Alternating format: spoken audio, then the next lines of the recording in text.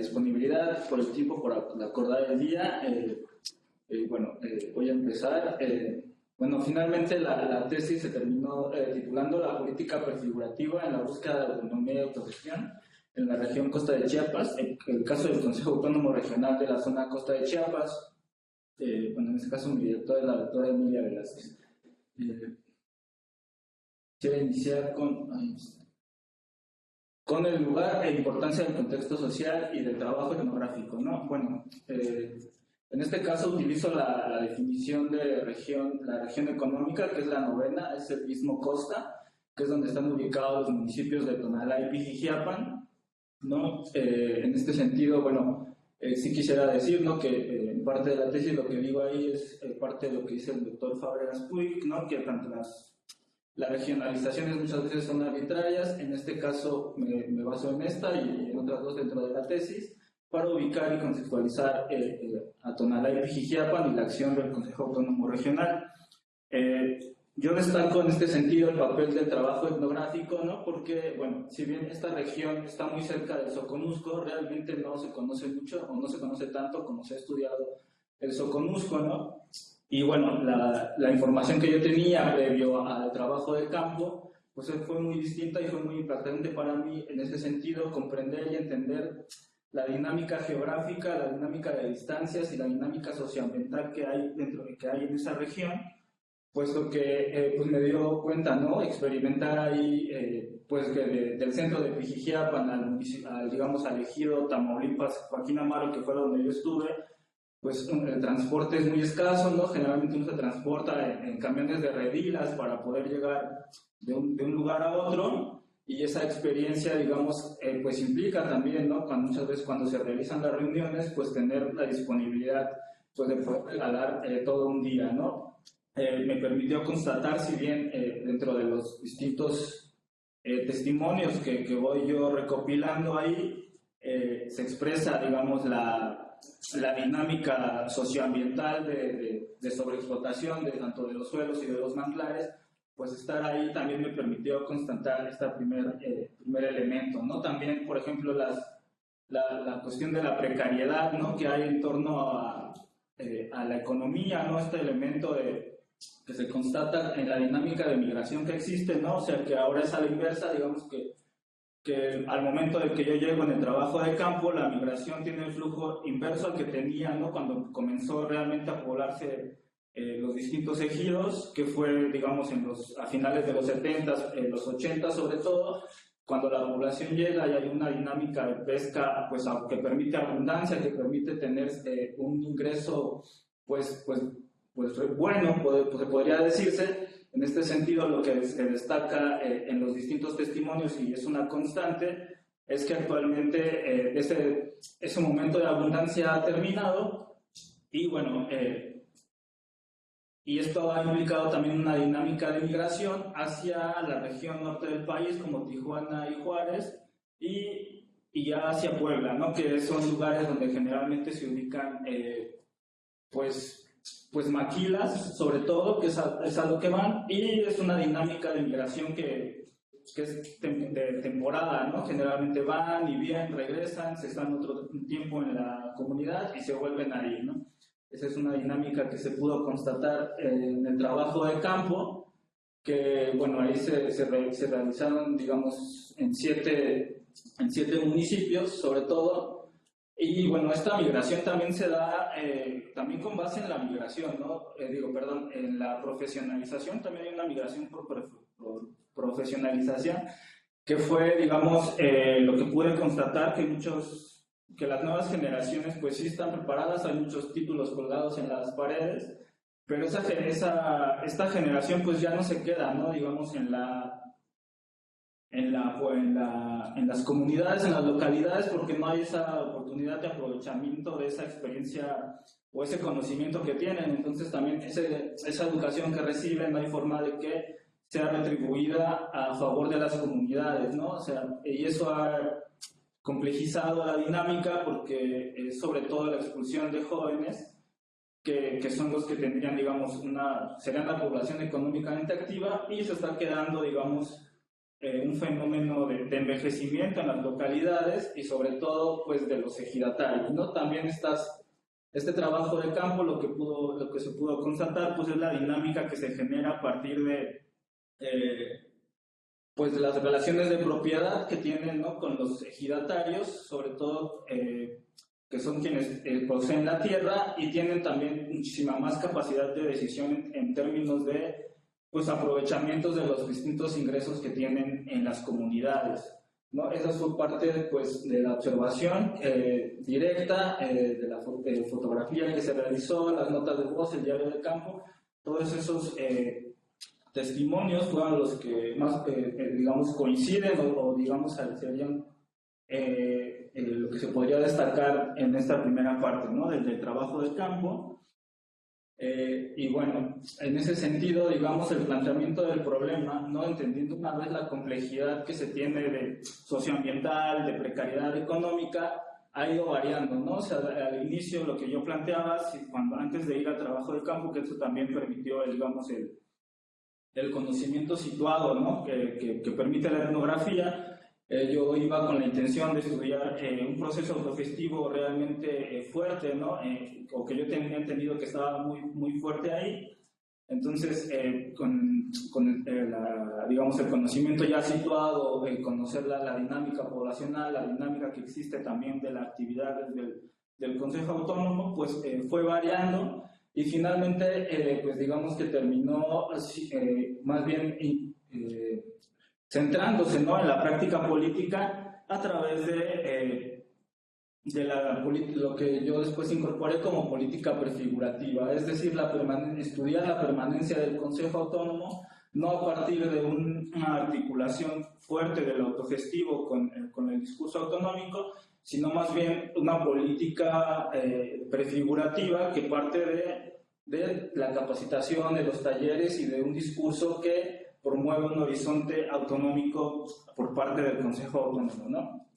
Esa, digamos, sería, digamos, la transición que hubo de un inicio del planteamiento del problema hacia, digamos, el final de la investigación.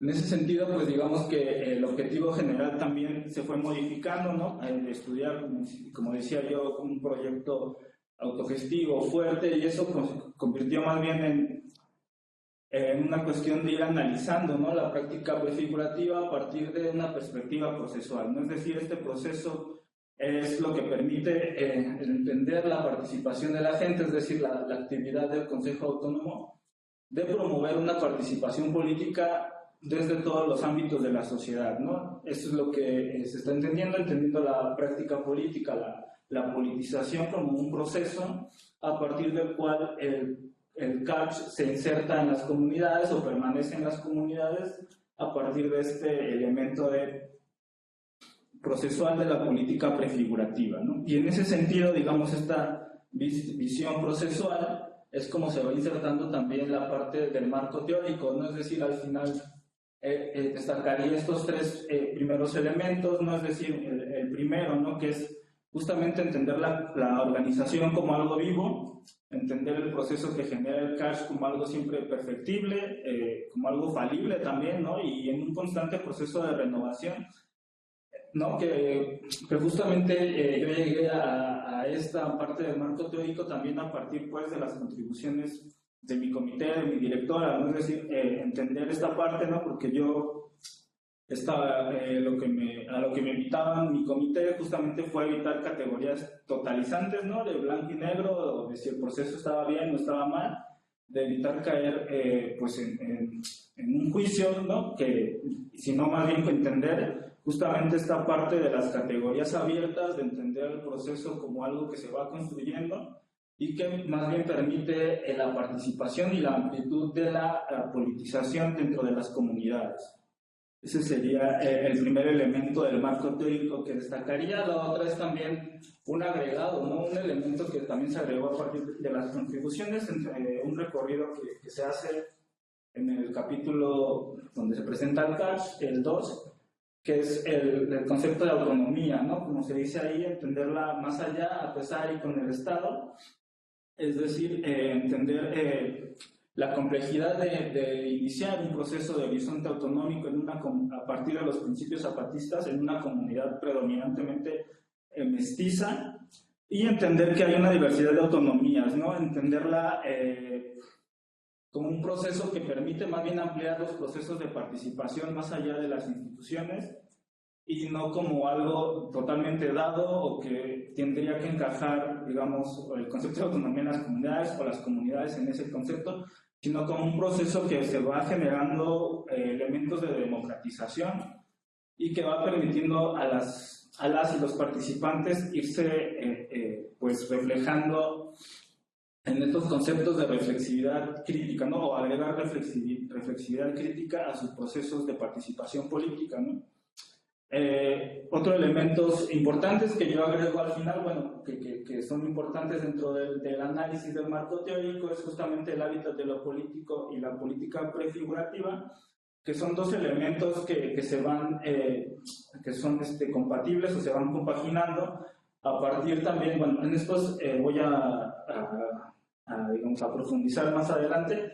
Ahorita lo que agregaría dentro del hábitat político, y que fue parte también de las contribuciones que me hicieron o recomendaciones, fue agregar justamente los procesos que van nutriendo tanto al CACH como a las comunidades en su experiencia política, ¿no? Uno de ellos que se destaca ahí, pues es, por ejemplo, de donde venía Berzaín Hernández, que es el proceso de la CENTE, ¿no? Y este proceso también de politización de base muy importante para la organización del CACH, sobre todo para el trabajo de base en las comunidades, para el fortalecimiento y la participación política, ¿no? Que hacían cada 8 días, de ir a las comunidades y que nutre esa otra forma de hacer política también ahí, ¿no? Que hay otros elementos, no solo el discurso autonómico, que van interactuando con las personas y que permiten, digamos, pues esa interacción y esa mezcla de politicidades, por llamarle de alguna forma, dentro de las comunidades, ¿no? Otro elemento que se destaca y que se agrega también al final, por ejemplo, son los programas de transferencia condicionada, ¿no? Donde comienza la participación también de las mujeres, ¿no? En diversos testimonios también lo que se destaca ahí es que, por ejemplo, el programa de Progresa lo que permitía era que las mujeres salieran de su casa sin compañía de su marido, y que eran como las primeras experiencias, pues, de independencia, ¿no? Que fortalecían el proceso de las mujeres dentro de las comunidades. Y ese proceso, pues, digamos, es un programa, pues, que está orientado, pues, desde el Banco Mundial, que no viene con un proceso de radicalización, pues, desde el feminismo, pero que impulsa, pues, la otra visión entre las mujeres para poder salir del hogar sin necesariamente la compañía de un hombre, ¿no? Esos, digamos, serían parte de los elementos que se agregaron al final de la tesis dentro del hábitat de lo político y la política prefigurativa. Bueno, me seguiría. En ese sentido, pues yo destaco el trabajo político del CACH en el sentido de que genera o promueve la participación por fuera de las instituciones, ¿no? A partir sobre todo de la capacitación, de talleres, de reuniones organizativas, asambleas, y que van permitiendo y van conformando un núcleo en el que, pues, sobre todo la dirigencia promueve el discurso autonómico, los principios y valores zapatistas, y con los que las y los participantes concuerdan, ¿no? O sea, y eso promueve, digamos, el hábitat de lo político, en el sentido de que, pues, digamos, es la potencia que sería ello que nutriría el hábitat de lo político que promueve el CACH, sería la potencia de los aprendizajes, ¿no? La difusión, la práctica y pues sí, la propia capacidad de aprendizaje, de réplica dentro de las comunidades, de lo que van aprendiendo en estos talleres, y eso es lo que va nutriendo, digamos, y que se vaya generando otra forma pues de hacer política dentro de las comunidades, más allá de los programas sociales o las distintas convocatorias partidistas que hay ahí, ¿no? Con las que se cruzan, ¿no? Y bueno, también, pues, las alianzas que hacen con otras organizaciones que son quienes llevan los talleres y permiten otra visión dentro de las comunidades. También, digamos, se realiza, bueno, yo tuve la oportunidad de estar en en un taller sobre cambio climático, y también se realizan ejercicios de memoria donde pues las comunidades recuerdan cómo era el clima, digamos, hace 10, 15 años y cómo ha cambiado y cómo les ha ido cambiando también las formas de convivencia con el ecosistema, ¿no? Estos talleres, digamos, son parte del trabajo político del CACH que permitiría su permanencia. En ese sentido, pues digamos que mi concepto de hábitat de lo político, para, digamos, contextualizarlo, sería que es un elemento que yo retomo, ¿no? Del hábitat de significados, digamos, de Hanners, de Ulf Hanners, y que yo focalizo o trato de hacer, digamos, focalizo o hago como un zoom hacia el elemento del impacto que tienen todos los significados hacia la subjetividad política, ¿no? Es decir, de igual manera son las distintas interacciones, los distintos elementos que se van cruzando a partir de la experiencia, pues puede ser desde que van a una movilización, a una asamblea, ¿no? Los distintos medios, la propaganda partidista que llega, todas esas interacciones que se van generando en el hábitat de lo político de las personas y que van teniendo, digamos, a partir también pues, de su socialización espacial, la convivencia que van teniendo con vecinas y vecinos, y que van generando pues, ciertas formas de reflexión crítica en las comunidades y las personas sobre todo. ¿No? Aquí como ejemplo, pues, por ejemplo, cuando se expande el hábitat, pues es a partir del trabajo social de base, el fomento de la participación política, ¿no? Cuando va la dirigencia a las comunidades o convoca una asamblea, una movilización, ¿no? En su momento las visitas de la comandancia del CNI, ¿no? Recientemente también con Marichuy ahora, pues han acudido y van fomentando, digamos, el hábitat que quiere promover el CACH o que le interesa al CACH y fortaleciéndose a través de las distintas acciones y dinámicas que presentan, ¿no? Dentro de los testimonios, pues lo que con lo contrae, digamos, pues son la centralización de las reuniones ahora que hacen ellos en este espacio que tienen en otro ejido, a lo que muchas veces lo que reflejan los testimonios es que se les complica salir de las comunidades, como se decía, ¿no? Hay una cuestión ahí de escasez de transporte, de la distancia y todo esto, que evita que muchas personas participen y entonces se focaliza la información en unas pocas personas, ¿no? Y ya no en la comunidad, o la comunidad ya no ve qué hacen los talleres, ya no se interesa tanto.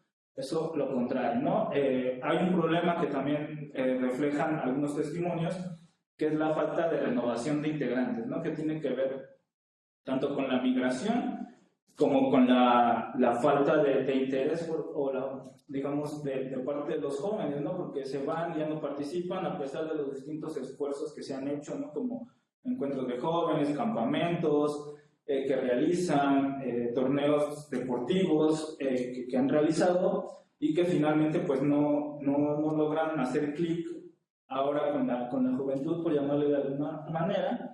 Y bueno, otro elemento pues son las diferentes tensiones intervecinales que existen, ¿no? Es decir, a partir también pues de esta, digamos, como especialización que hay en algunos integrantes, ¿no? Que se encargan pues de lo público dentro de las comunidades, pues muchos de ellos pues tienen cargos dentro de las comunidades, ¿no? Y tienen también pues representan al CAPCH en ellas.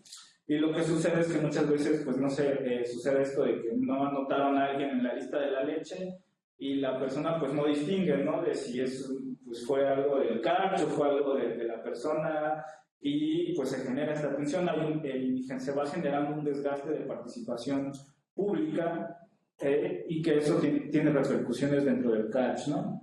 Y digamos la temporalidad también, ¿no? O sea, hay que señalarlo, no es lo mismo pues mucha gente que empezó a militar dentro de los 2000, ¿no? Que tenía 40 años, pues hoy ya va cumpliendo 60 o va superando esas edades y pues ya no tiene la misma dinámica, ¿no? O el mismo interés, digamos, por participar políticamente, por conformar una asamblea, bueno, todo lo que implica, ¿no? La participación política. Estos, diríamos, serían ejemplos más concretos de lo que sería la expansión y contracción en lo que me refiero al hábitat de lo político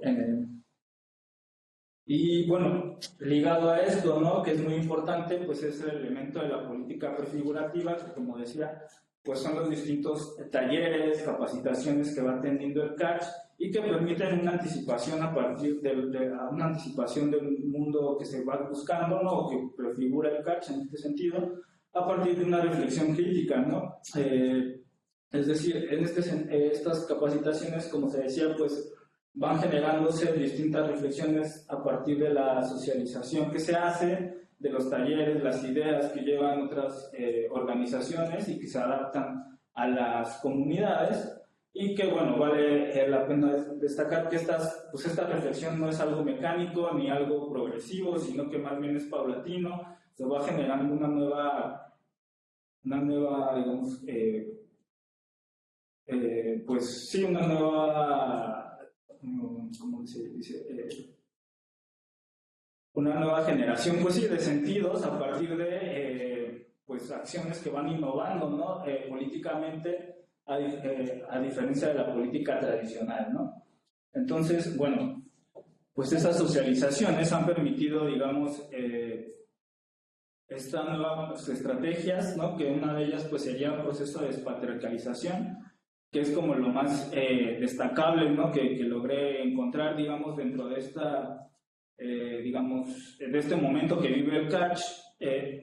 Pues el proceso de la red de mujeres de la costa es de los elementos que van innovándose, en el sentido de que van permitiendo no solo que las mujeres se integren a la agenda del CACH, sino que las mujeres vayan generando su propia agenda, ¿no? Vayan teniendo su propia temática, sus propios espacios, y esos elementos, aunque pues sí, también sometidos a las condiciones de precariedad que existen, ¿no? O sea, uno de los elementos que también frenó este proceso y que se van recuperando, pues fue el tema del COVID y todo esto.